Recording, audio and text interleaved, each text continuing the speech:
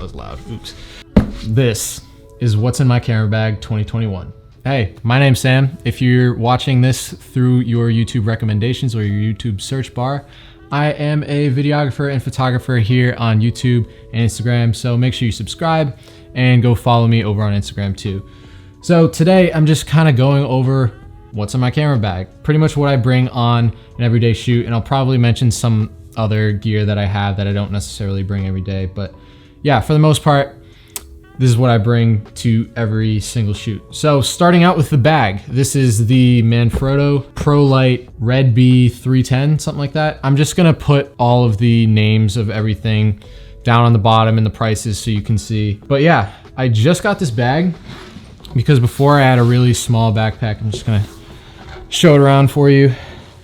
It's got a lot of nice features that I was looking for in a camera bag. It's got this buckle, and I don't even know what you would call this, a holder for a tripod or a gimbal or something like that, and a similar thing on the other side.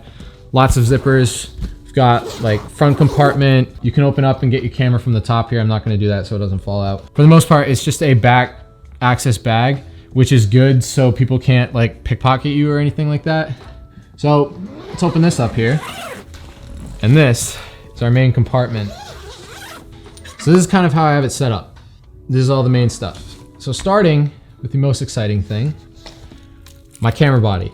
Currently, I'm using the Sony a6400 for all of my shooting. This is the only like mirrorless camera that I own. Thanks to Nick right now for the camera that we are using, which is the Sony a7S III. So yeah, this is a very solid camera. It does up to 4K, 30 frames per second, does 1080p, 120 frames per second, and 60 frames per second, so on. It's APS-C, so it's not a full frame sensor. That's the only downside I really have with it. It's got S-Log, all the native like Sony picture profiles and all that fun stuff. Decent ports. Battery life is a little bit on the lower side, but it's all right for right now. I probably will be upgrading sometime in the next year, I would think. Maybe not, we'll see. But yeah, that's my camera body, Sony a6400. Now onto my lenses. I have this 16 to 50 millimeter kit lens. I've said it at least 3 or 4 times on this channel, and I'll say it again. I need to upgrade this lens. Right now we're filming on the Sony G Master 16 to 35, and that's Nick's lens. I want to upgrade to that as well. Fortunately, don't really have the budget for it right now. We're just rocking with this kit lens that came with my camera. It's also not very good in low light. It's a f3.5 to 5.6, so it changes minimum aperture when you zoom in, which is not something I like, and it's also just like not a very low minimum aperture to start with. So that's probably the reason I'm gonna upgrade. My favorite lens that I have though is the Sony 50mm 1.8. This is actually a very cheap lens. I don't remember exactly how much it was, but you can get it for very cheap. Now this is specifically for APS-C cameras, so if you have a full frame camera, you probably won't be able to use this. This pretty much lives on my camera. I shoot pretty much anything and everything with this lens. Love it to pieces. It's great for photos, great for videos too, and it's got a really nice depth of field to it. I think the only complaint I have with this lens is the chromatic aberration is pretty noticeable, at least for me, because I'm a photographer and videographer, but the average person probably wouldn't be able to tell. Other than that, this is my favorite lens. Then I also have a Sony 55 to 210. I don't use this that much, also because it's not a very sharp lens and it's not my favorite. Probably going to upgrade to the Sony G Master 70 to 200 soon. This is a minimum of 4.5 to 6.3 depending on what your focal length is. So this is also not really good in low light. The only times I really use this is when I'm shooting sports, or sometimes I shoot surfers and stuff like that. It's not the most used lens I have, but I'm probably going to try and upgrade fairly soon. So now on to the next most exciting thing in my bag, and that is audio. I have 3 microphones in my camera bag right now. The first of which being the Rode VideoMic NTG. Now Rode actually sent this to me for free, but wasn't really paid for anything that I did with them. This is a fantastic microphone. I've been using it for pretty much all of my client shoots recently. I would consider it to be like a prosumer level microphone, just because it's got that pro level sound and those pro level features for a pretty reasonable price. My favorite thing on the back here is it's got this like, I don't even know what to call it. I think it's a level dial. And then it's got some other features that I don't really know what they do. I probably should. If you want to see like a full review on this microphone, I'll link it up there in the top right of the screen. It's over on Nick's channel. We did a full review there. Now, another mic that Rode actually sent me is the Rode Wireless Go. Now it comes in this little carrying case. It's a wireless lav set. So basically, this is the transmitter and microphone in one, and this is the receiver that plugs into your camera. These sound surprisingly good. I was not expecting them to sound as good as they were when Rode sent them to us. I use this almost more often on client shoots than the VideoMic NTG. My one like major gripe with this lav set is that it does come with these windscreens, which is a nice feature, but the problem with them is that when you put them on, they're kind of difficult to like clip in. Right now it's staying pretty well, but the second I try to like put it on my shirt or something, let's see if it works.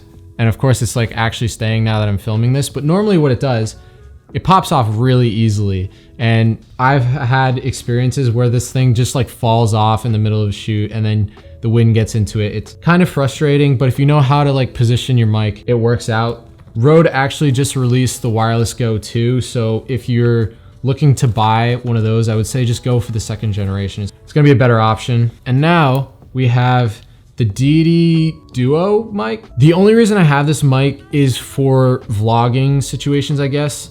And what's special about it is it actually has two microphones. So if I take both windscreens off, you can see there's a front and a back microphone. So traditionally with shotgun mics, they just record front. But with this one, it's basically like a duo shotgun mic. It can record who's talking behind the camera and who's in front of the camera. So you won't have any more of that like muffly sounding thing when you're trying to like talk behind the camera and then focus on somebody in front of the camera. It's just awesome. It's just a really nice, versatile microphone. So I actually don't really use it that often, but I wish I did a little bit more. Gonna try to get more into it, get some more use out of it. So next we have my gimbal.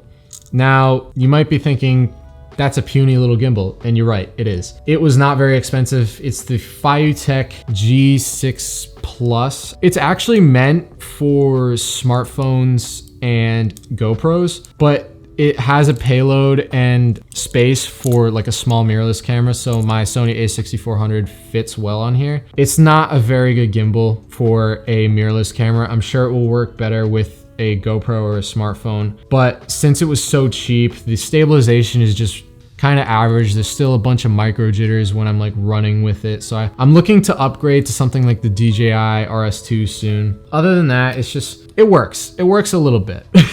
I can't complain too much about it, but it also comes with this little extension arm, which is great for when I'm running with it. It's just really nice to hold, but also it props up nicely on the table, and it also doubles as like a mini tripod. So that's helpful. Next, we have my action camera, which is the GoPro Hero 8. Right now, I'm not using it as much because there's nothing really action to film in the winter. But in the summer, I was using this a lot more to just kind of just for my own filming, not really anything professional. I did film a whole video on this. It was POV Rhode Island summer. Make sure you check that out in the link in the top right of your screen. But yeah, the stabilization on this is absolutely insane. Like, I don't know what GoPro does for their stabilization. It just keeps getting better and better. Other than that, I think it does up to 4K 60. I think it can do 120 frames in 2.7K. Got a bunch of different shooting modes. But yeah, this is a really good action camera. I also just keep a little head mount in there just in case I want to do any sort of like POV stuff while I'm out shooting. Haven't really used it much lately, but that might change. Next, we're kind of moving into some of the more boring stuff. We got our extra batteries. These are actually off-brand batteries. They're not Sony ones, so they don't last very long at all. And a weird issue that I have with them is they're like slightly too big for the battery case. So the normal Sony battery just kind of pops out and falls out easily, right? If I put one of these in the main compartment and we'll try to like pop it out, it doesn't come out unless I like shake it out, and even then it still doesn't like come out. So I have to like really try and shake the battery out. I don't know why that happened. Maybe it's just because it's an off brand and didn't get the sizing right. So that's kind of unfortunate, but I'm dealing with it for the time being. Now I've also got some filters. So starting with this ND filter, this is a Gobi ND filter. The brand's now called Earth with a U. I don't know why they changed the name, but still kind of cool. Basically, it's a nice little ND filter for my 50mm lens. It's a 49mm thread. Haven't had any issues with this. It's a really solid ND filter. And also the brand Earth now is a sustainable brand, I believe. When they sent this to me, it was in like a little mini cardboard box, and it comes with a little code that you can enter into their website. And basically, if you enter that code in, you are planting 5 trees, I guess. I think it's 5 trees or 1 tree, I'm not sure. But that's kind of cool. Also comes with this little nice tin carrying case so it doesn't break, and nice little cleaning cloth. That's always helpful. I also just got this Tiffin Black Pro Mist. I'm looking to use this a little bit more. I've used it a few times already. But basically what a Pro Mist filter does is it blooms, highlights, and makes the image look like a little bit soft and dreamy. I really like that look, and I'm trying to get it a little bit more in my videos. There's also a 49mm thread for my 50mm. One complaint I do actually have with this is that when you're shooting lights, there's a little bit of weird, I guess, ghosting. I don't really know what to call it, but I'll throw a shot up now. Recently when I was in Providence, I was trying to get a shot of these buildings, and you can see there's like this weird like reflection thing going on here. So I'm pretty sure that's the filter and not my lens. That's the only thing I noticed wrong with it. Now I've got another little ND filter, little mini Vivitar one for my kit lens. This is like the only one I could find for this size because the kit lens is such a small thread. This one works pretty well also. Comes in its own little case, that's helpful. And my last filter I have is this little circular polarizer from Hoya for my 50mm lens. And this is good if you're shooting cars or you're shooting water or trying to like enrich the colors of the sky. Basically, it just kind of cuts out reflections and stuff like that, and it looks pretty nice.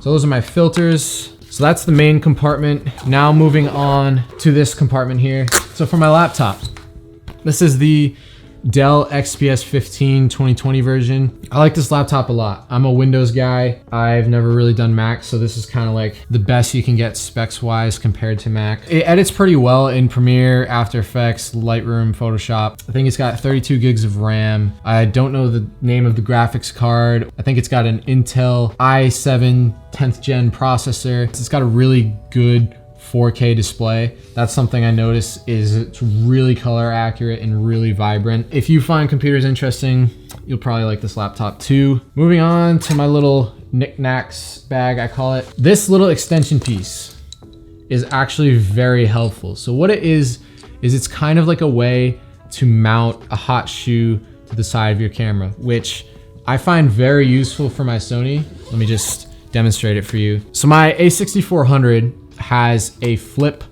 up screen. Now the problem with this is you can't mount a mic here without it blocking the screen, and most of the time it doesn't even fit because the screen's so close. So what this little piece does is you basically can put your camera here and mount your microphone off to the side on this little cold shoe mount here. Very helpful, very useful. I don't use it a lot, but when I do use it, it pretty much saves the day. I've just got a little dust puffer for a cleaning sensor. I've got a phone mount for tripods. Very helpful. I like this little piece. It came with the gimbal actually, and this is one of the most high quality like phone tripod mounts I've ever seen. It's like this really like nice, I want to say aluminum material. Then we've got my little memory card wallet. In terms of memory cards, I actually don't have a lot. I think I should probably have a few more for what I'm doing. I kind of just run off one right now. I've got this little arm extension piece thing. This actually attaches to my gimbal, and I'm able to mount either like a microphone or a monitor. I don't have a monitor, but I would be able to mount it here with like a little 1/4 inch. Basically sticks out of the side of my gimbal. Super helpful piece of gear. Next, I just have a few AA batteries. Never know when you're gonna need these, and the only times I have needed them, they've pretty much saved the shoot. And then I just have like a nice little 1/4, which is good for screwing in tripod mounts. So closing up the main compartment to the bag, I have a few more little knickknacks that I carry only part of the time. In my front little pocket here, I've got a Samsung T7 external SSD. This thing's wicked fast. I did initially have a problem with it with the cord that came with it. For some reason, the USB-C to USB-C cord that I was using would like disconnect randomly when I was in Premiere and other applications. I have no idea why it was doing that, but it would cause Premiere to crash and I would have to like reconnect media and stuff like that. It was a pain in the butt. So what I did get was this other little USB-C to USB Type A cord. It works, but I'm kind of annoyed that the native cord didn't work. Got some Apple earbuds, little Dell adapter for HDMI and USB Type A. Pretty much all the ports on my laptop are USB Type C. I do have a memory card reader in my laptop, but I broke it recently, so I have this little memory card reader for USB Type A. Works for micro SD and regular SD. So that's everything inside my camera bag. Let me just put this off to the side here. Now my tripod. This is a Manfrotto something something something. I have no idea what the actual name is. This thing is actually pretty heavy duty and very high quality. The reason I got this tripod is because it's a pan and tilt head, which is good for actually using when you're filming video, but it also doubles as a photo tripod. That's nice. Something I really like is that it's very easy to release this plate and put it back in. This one is really solid, really rugged. The only problem I have with it is it's very heavy, so it's not the best to just like take around everywhere. And then other than that, the only other notable piece of gear that I've got is the lighting setup I'm using right now. So my main key light right now is a Godox SL150W. Very cheap, but very good light compared to its Aperture counterparts. I do have an Aperture Light Dome 2 on there with some diffusion and a grid. And then I have, I believe, an Impact brand light stand that I'm using to prop it up right now. But yeah, that's what's inside my camera bag and some of the other camera gear that I use. If you guys enjoyed this video, make sure you like it and subscribe if you're new around here. Make sure you follow me on Instagram. Follow Nick on Instagram and subscribe to him too if you want to. He's helping me with this video right now, so I really appreciate it. I'm gonna leave links to pretty much everything that I talked about in this video down in the description below. Whether they're Amazon affiliate links yet, I don't know. They might be, but if you're gonna buy something that you saw here, use those links. It might help me out. I don't know how to close this video. Bye.